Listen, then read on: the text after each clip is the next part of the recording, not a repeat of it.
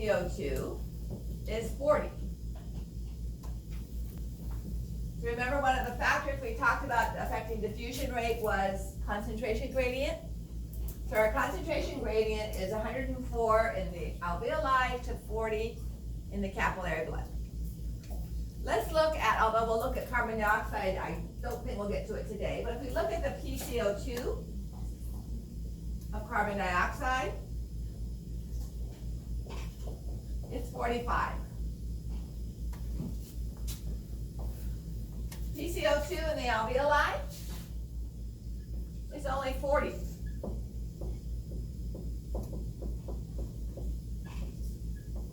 That's not nearly the concentration gradient or concentration difference that we have between oxygen in the blood versus in the alveoli. So how can we have an efficient diffusion of carbon dioxide when the gradient is is less unique? And that's because CO2 is way more soluble across the plasma membrane. So carbon dioxide is going to move more easily through, I can get rid of my pulmonary edema here. It's going to move more easily through the membranes. They form more of a barrier to oxygen going in the other directions. So to push the oxygen from the alveoli to the blood, we have to have a steeper gradient, okay? It's easier so if you think about, it's not so much resistance of the solubility, but it helps to visualize it. If you've got melting butter, all right, and you've got a hot pan, it's going to just slide right down that pan, all right? But if the pan is very rough and grainy and the butter is freezing cold, it probably will just stick, or maybe you'll have to push it along, all right? You'll have to tilt that pan up to get the butter to slide down. So it's just easier for the carbon dioxide to move in amongst the lipid molecules of the membrane. So that's another area of where solubility makes it an easier factor. All right, respiratory membrane thickness. We talked about that briefly. So two factors that can fluid in the alveoli, which I drew in there, that could be from pulmonary edema or from pneumonia. That's going to increase our diffusion distance. And then I mentioned pulmonary fibrosis, adding extra collagen fibers, okay? So an inflammatory condition that adds extra collagen fibers to the filling of our sandwich in the respiratory membrane. Now, with either of these conditions changing our respiratory membrane thickness, how can we overcome this and still get adequate oxygenation into the blood? What can we do to change this? Ever seen anybody with an oxygen nasal cannula or an oxygen mask? So just breathing more rich air. So instead of having a PO2 in your alveoli of 104, by adding additional oxygen to the atmospheric air around you through the cannula from the tank, we can increase this to 110 or 140, and that's going to increase the gradient. And even though we have pneumonia, we can increase the amount of oxygen moving into the alveoli, okay? What about getting the CO2 out? That's a little bit more difficult because it's going in the opposite direction. So what can we do to lower the CO2 in the alveoli to cause the CO2 to move out of the blood more easily? Deeper breath, yeah. So more forceful breathing, okay?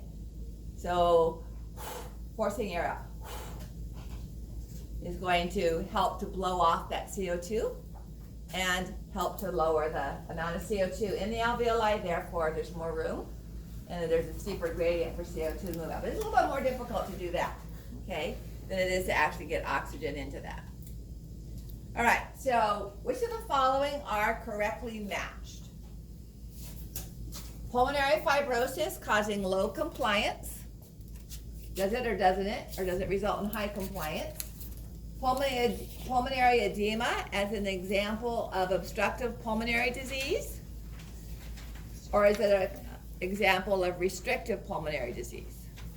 So which of those, or are they both, correctly matched together?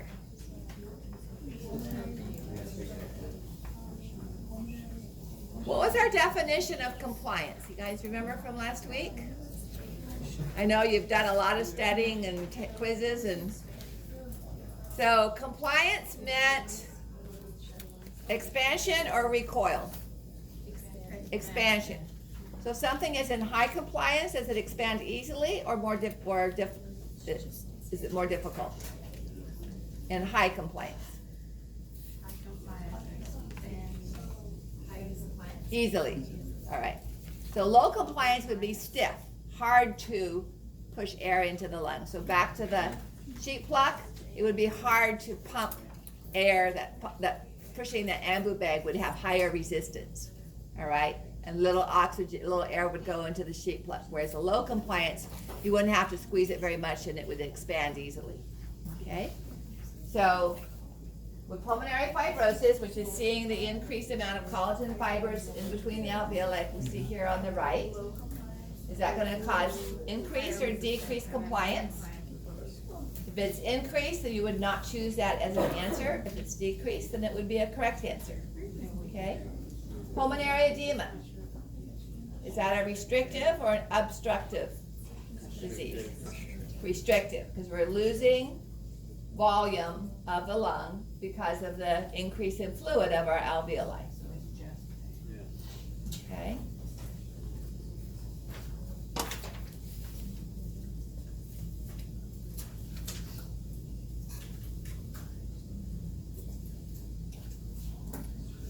All right, so we've looked at concentration gradient, solubility, respiratory membrane thickness, surface area.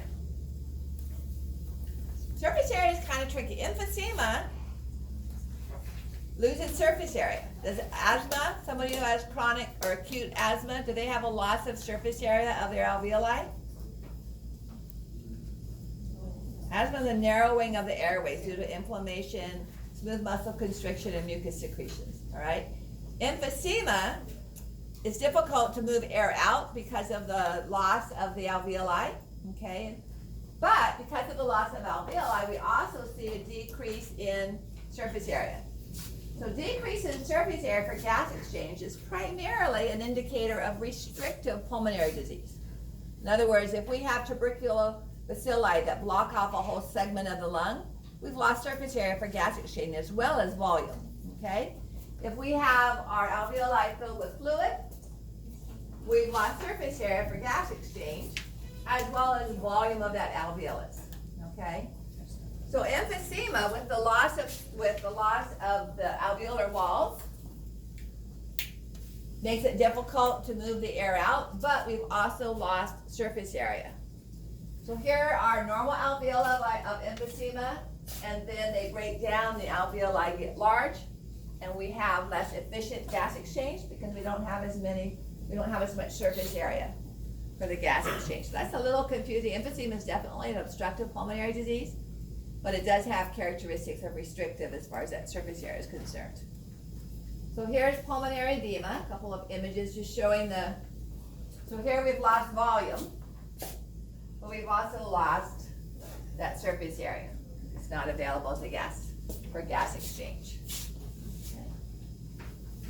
Okay. All right, so we go back to that list again. Partial pressure, solubility, respiratory membrane thickness, gas exchange, and surface area. Ventilation, perfusion, coupling is what we're going to talk about next. Ventilation has to do with airflow, right? What does perfusion have to do with? A perfusion technologist or technician working in a hospital, what are they dealing with?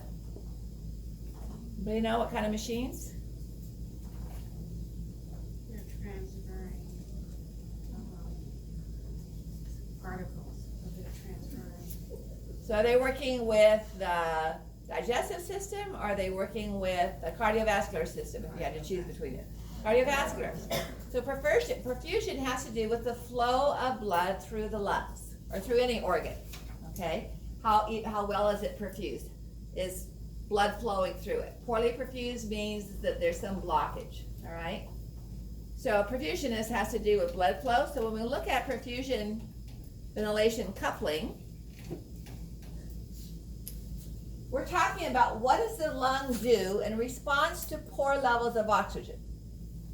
So, if you were exercising and you're using increased thigh muscles, all right, using up the oxygen that's available, would your arterioles in your thigh dilate or constrict? They would dilate to bring more oxygenated blood to the muscles for use. In fact, as the tissues need oxygen, the blood vessel epithelium releases nitric oxide, which causes, we saw that in the reproductive system, causes dilation, all right? Now, if we have areas in the lung, let's say we've got a segment of the inferior lobe of the right lung that is blocked with fluid, pulmonary edema or pneumonia. So as the blood capillary flows through there, it's poor, doesn't have very much oxygen here because that airway is blocked, partially at least. And so when that blood flows through that, it's not picking up much oxygen. Now, would it help if we increase the flow of blood through there and just sent more blood by that particular segment of alveoli? No, that's not going to give us any more oxygen, because the purpose of the blood flow in there is not to provide oxygen, but to pick up oxygen. So unlike the tissues, when the tissues don't have enough oxygen and the arterioles dilate to bring more oxygenated blood, that doesn't work in the lungs. So what happens is if we have a segment of the lungs that has poor ventilation, the arterioles to that area constrict and send the blood to another region of the lung where they're going to more adequately pick up oxygen. Because it's a waste of time to flow by these alveoli that aren't getting ventilated, okay? So if you think of the cause and the purpose of the blood flow, it helps you understand what the reaction of the tissue is going to be. If the blood has oxygen and the tissue needs oxygen, the arterioles dilate. If the blood needs the oxygen and the tissues don't have it to provide in the lung, then the blood vessels are going to constrict, okay? Because we have a flip side of the purpose. Now that's a very simple pulmonary perfusion. If you go into respiratory therapy, there's all sorts of formulas and stuff that you pick up and learn for that. All right. So now we're going to look at a little bit more detail of the external respiration. Our definition for external respiration was specifically the movement of the oxygen from the alveoli to the blood and the CO2 from the blood to the alveoli. Okay, that's external respiration. Internal respiration is from the blood to the tissues or the tissues to the blood. All right, so I'm going to erase a few of these numbers. And before we look in more detail at this, let's talk about what's happening here. So we've talked about why, what affects the rate at which gases move across the respiratory membrane.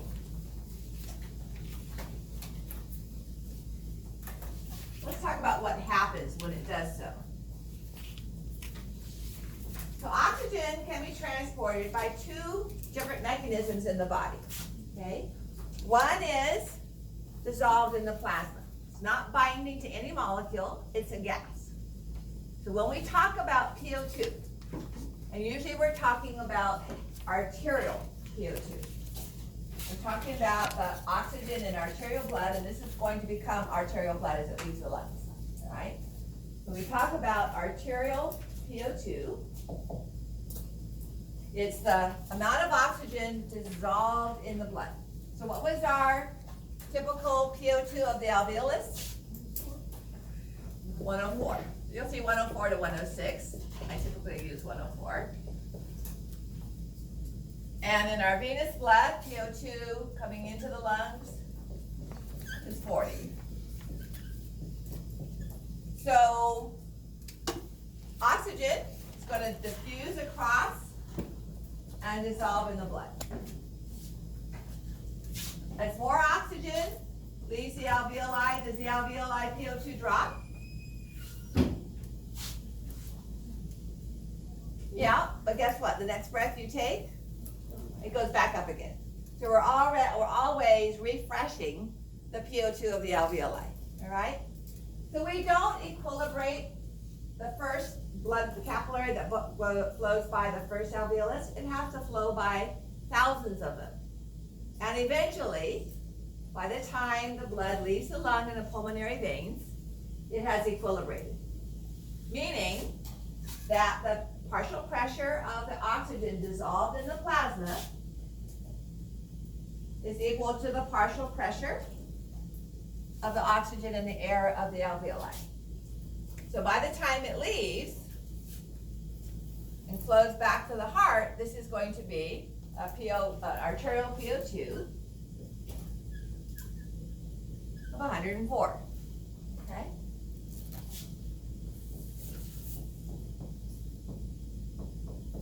But I've left out part of the events. It doesn't just stay dissolved and what, again, back to the reason this is a pressure is because this is a gas. Amongst the water molecules, it's still a gas. So it bumps into another oxygen, it bumps into nitrogen, it bumps into the red blood cell. It moves around just like a gas does. That's how it creates a gas pressure, because it's still a gas, all right? So as it builds up in its concentration, it's going to move across the plasma membrane of the red blood cell. When it does that, what happens to the PO2 of the blood temporarily? It drops, which means as it flows by another alveolus, it's going to have room for more oxygen to move in. So as oxygen is dissolved in the blood, it moves into the red blood cell and it binds to the iron ions of our hemoglobin. That's the second and most important way that we transport blood. So the image that you see here is going to be the PO2. The image that you see here is the oxygen chemically interacting with the iron ions in hemoglobin. All right? If all of the iron ions in each hemoglobin molecule, and each one has 4 binding sites for oxygen, so 4 molecules, this is looking at hemoglobin saturation. Okay?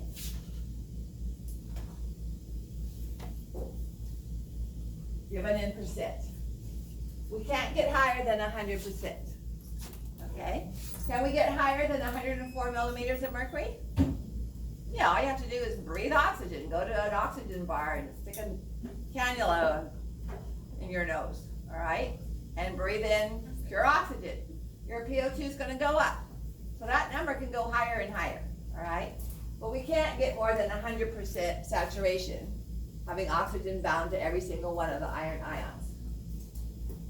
So when we look at this transport, it's a combination between how much oxygen is dissolved in the plasma and what's bound to the hemoglobin. Okay? Most of the oxygen that we transport in the blood is bound to hemoglobin. Now, what do you think happens in reverse? We get to the tissues. So here we're in the tissues.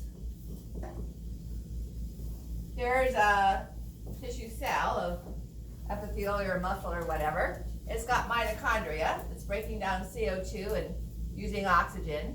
So it's using up oxygen, okay? So the tissue PO2 is dropping. What does our concentration gradient say? If this PO2 is low and this PO2 in the blood is high, oxygen is going to move out of the plasma and into the extracellular fluid and into the cell.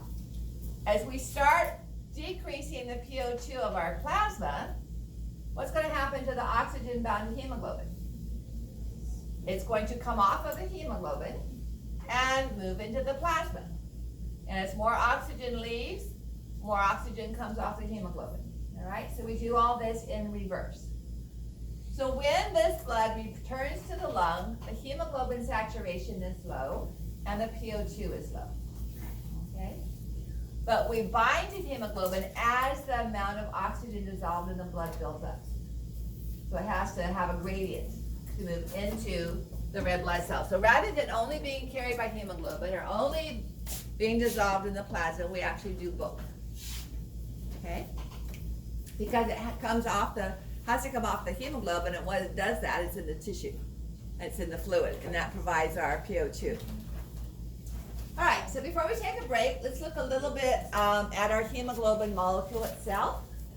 Remember, we have two different types of hemoglobin. We have alpha and beta, so we have two molecules of each type.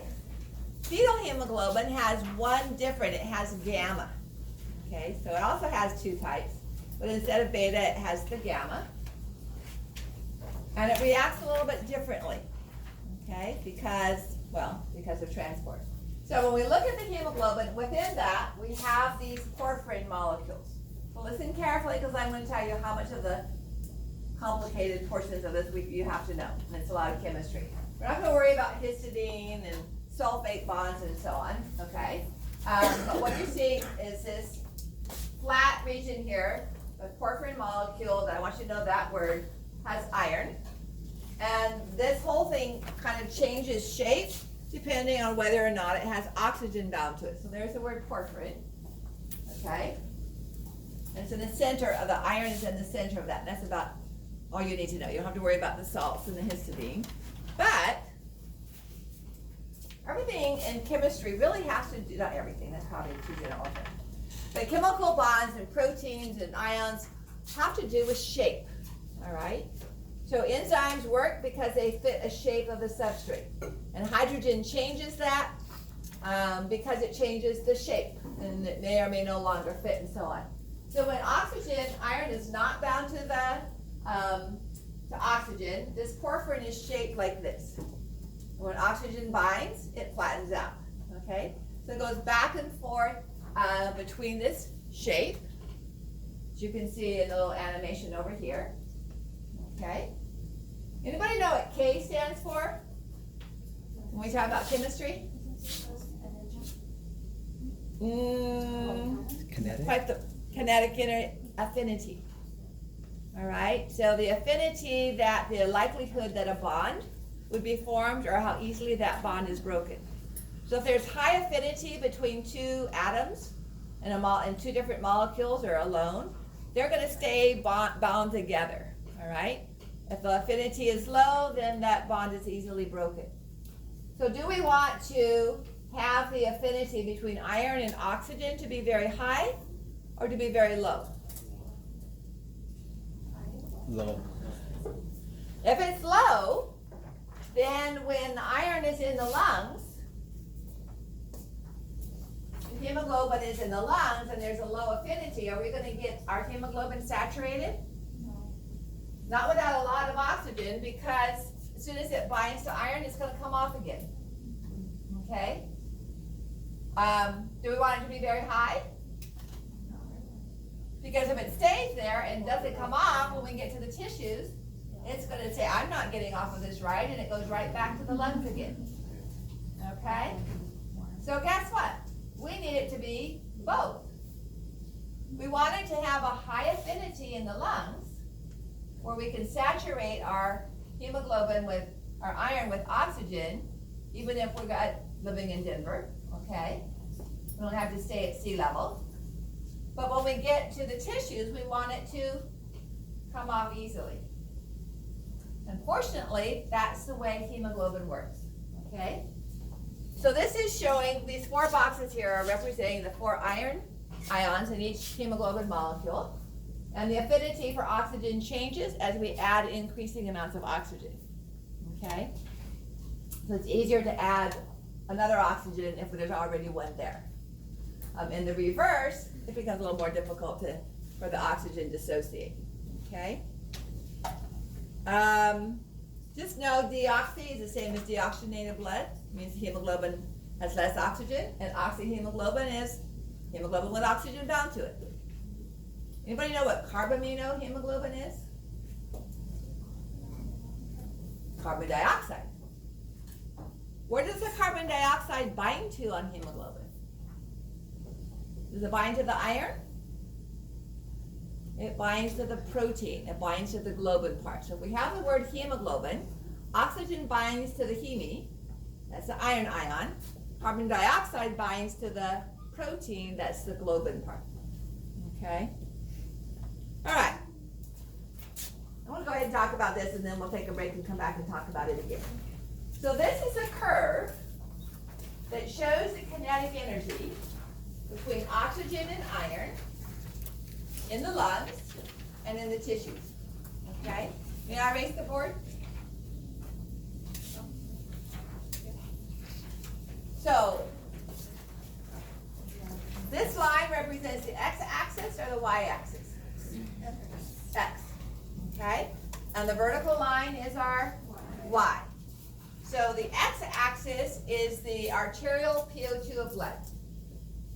The y-axis is our percent hemoglobin saturation. You will see that on the fill-in portion of the next exam. Okay?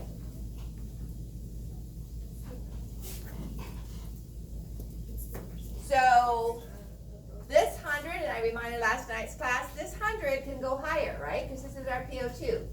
So this 100 could be 110 or 120 or 130 if we're breathing in more oxygen-enriched air.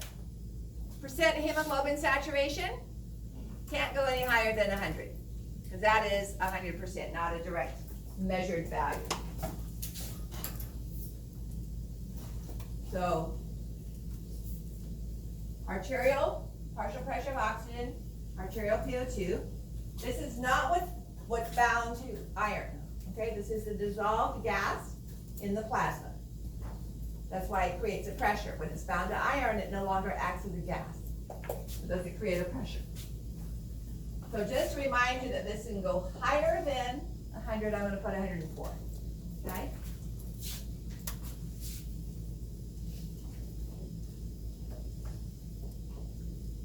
So this is the percent saturation of hemoglobin.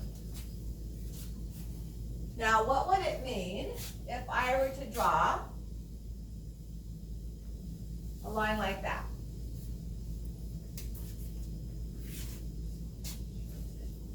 It would mean that at a PO2 of 3 or 2.5, I'm getting, or maybe 5, I'm getting 100% saturation. It sounds pretty good. I could climb Mount Everest without supplemental oxygen tanks, although a few people could do that. But it also means that my tissues have to have such a very, very, very low amount of oxygen before any oxygen comes off my hemoglobin. So that's not ideal, okay? That doesn't fit the way my tissues work. At the same time, this is going to come off very easily, but I'm not even going to be able to get more than 10% of my hemoglobin saturated, even if I'm breathing 100% oxygen, okay? So what my body tissues need is something that gets saturated in the lungs, but oxygen dissociates easily in the tissues.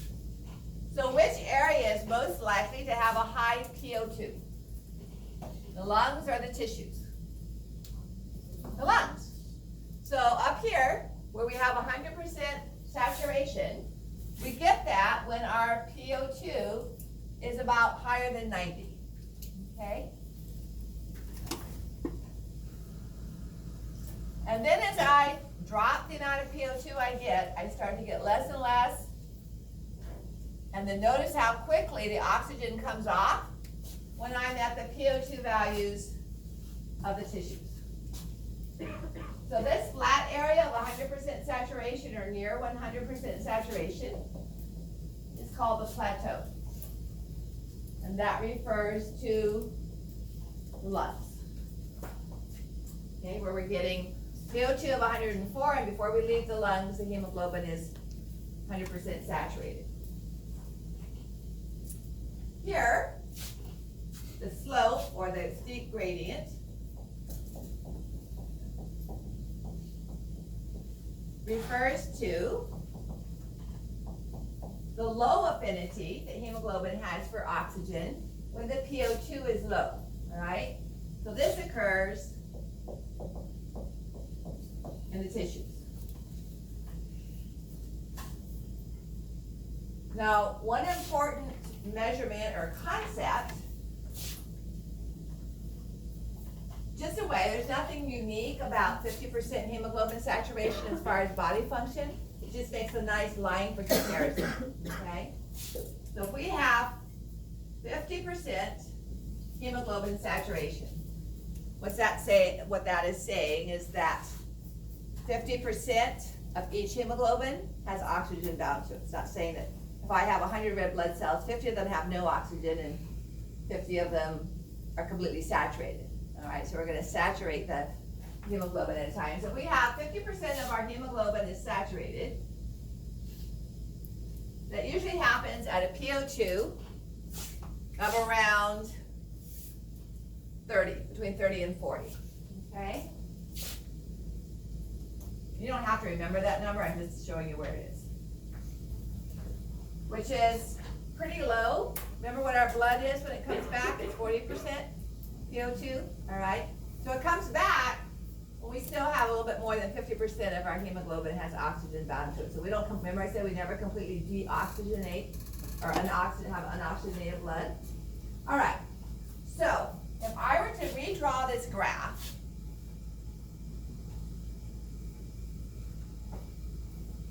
and I move it, my slope, I move my line to the right, what am I saying about the amount of oxygen I have to saturate 50% of my hemoglobin?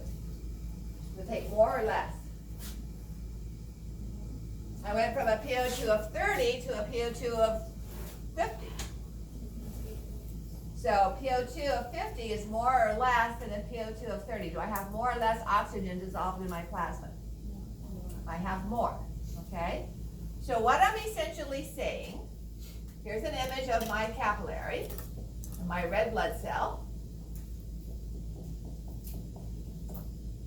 So what I'm saying is in the first condition, I need a certain amount of oxygen dissolved in my blood to have 30% of my hemoglobin saturated, okay?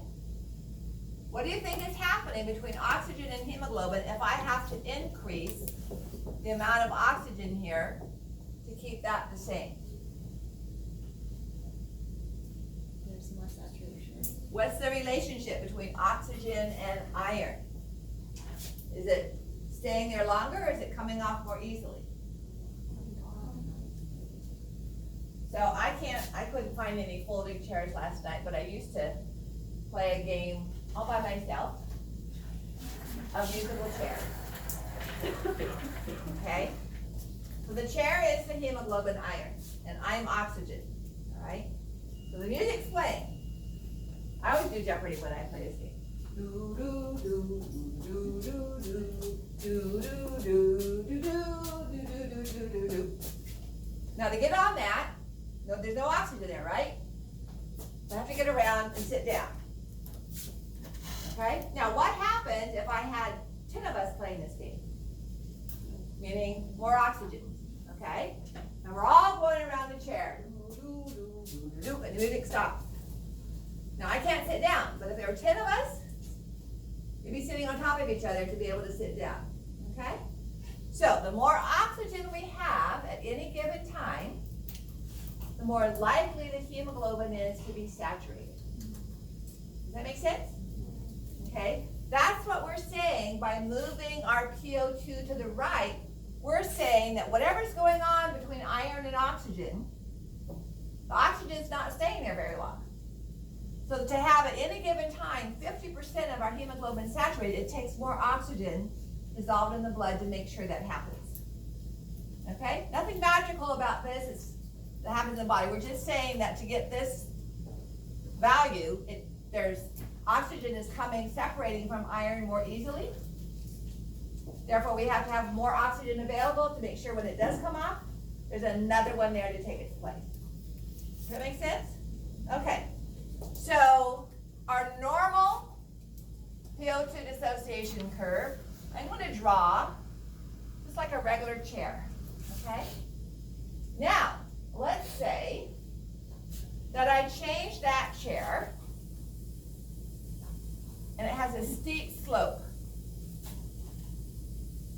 So now when the music stops and I sit on that chair, I'm going to slide right off.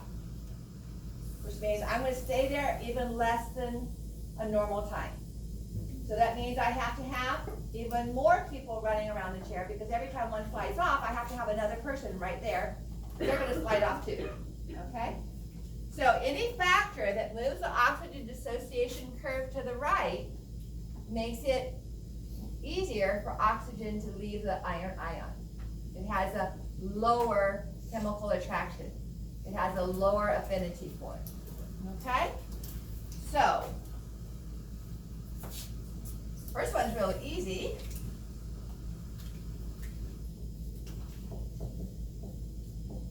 Increased temperature. Why? Because the oxygen's moving around a lot, and when it sits down, it's going to get up and move around some more. Okay? Carbon dioxide. Remember we said carbon dioxide bound to the hemoglobin molecule? It changes the shape. It doesn't compete for the binding site on iron, but by binding to the protein, it changes the shape so oxygen's not very comfortable. It slides off. Okay? Same thing with hydrogen ions. Hydrogen ions change the shape of the globin, the shape of the protein. Now, these we can have increased hydrogen ions from ketoacidosis. We can have increased hydrogen ions from increased diarrhea, where we lose the bicarbonate buffers that we produce but we can also have increased hydrogen ions from our increased CO2. All right? We'll talk about this more on Monday, but CO2 plus water forms a reversible reaction, forming carbonic acid. Now, this is not as strong as hydrochloric acid. So not every molecule is going to dissociate, but some will dissociate to form hydrogen ions, which increase the hydrogen ions. So carbon dioxide, both by binding directly to the protein, as well as creating hydrogen ions, can cause the oxygen to come off more easily. Okay? And then there's another molecule called 2,3. This is just showing the carbon dioxide effect. 2,3-bis phosphoglycerate, or 2,3-BPG. This is something that red blood cells make when the tissues need more oxygen, and it decreases the affinity for hemoglobin iron ions. So an increase in this is going to make this binding site with iron more slippery. So it takes more oxygen to keep the same amount attached to the iron ion. Now, fetal blood cells don't do this. They don't associate very well. They don't make it, and they don't bind it very well. Why is that a good thing? Fetal hemoglobin has a higher affinity for oxygen. It's easier to saturate the fetal red blood cell than the adult red blood cell, which is a good thing because it's getting its oxygen secondhand in the placenta. It's not getting it directly from the lung. It's getting whatever the maternal blood is, okay? So it's going to hold on to that oxygen a little bit longer